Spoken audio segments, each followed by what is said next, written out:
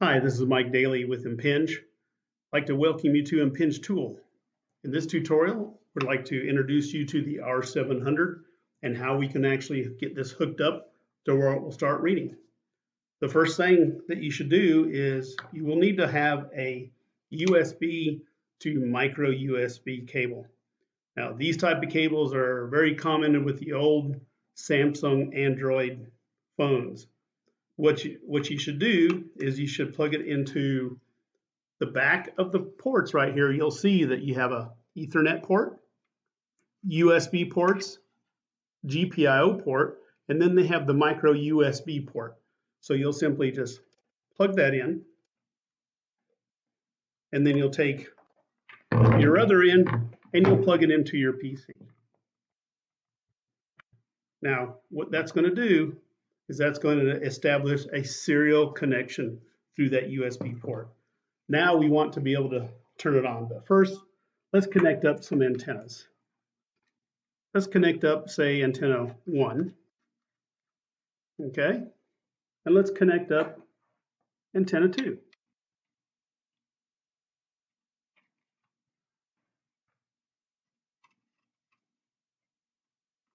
So currently we have the micro USB connected to our USB port on our computer, which is going to be a serial connection. And now we want to turn on the unit. And the way we're going to do this is this R700 is powered through PoE. So that's power over Ethernet, and we do it through the Ethernet cable. Now you can do it one or two ways. You can have your switch, which offers PoE or PoE plus, into this adapter. And if that's the case, then you can just simply plug in and it will come on. And it will try to establish an address.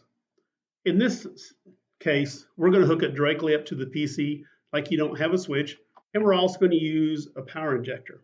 So what we're going to do is we're going to actually plug that in, an Ethernet cable, and we're going to take that Ethernet cable, and we're going to plug it to the out of the box of the power injector. We're going to plug it into the out, and we're also going to take our PC and we're going to plug it to the in of the power injector. So we now have the R700 connected, and you can see here that it's powering up, and you see by the blue light that it's powered up. And then we're using the power injector, and then on the tool itself you'll notice that there's method number 1, and we want to connect to it through the COM port because we really don't know what the address is. And once you have everything connected, you'll see that it's connected here with the Ethernet cable, and the Impinj reader R700 is connected. And you'll notice here on your tool that if you turn Auto Discover on, you'll notice that it picks up, it'll go in there and scan the COM ports, and you'll see it'll pick up the COM port, and it will actually show here in the list that it's directly connected to the computer, which is 169.254.1.1, and that is a method of connecting the reader.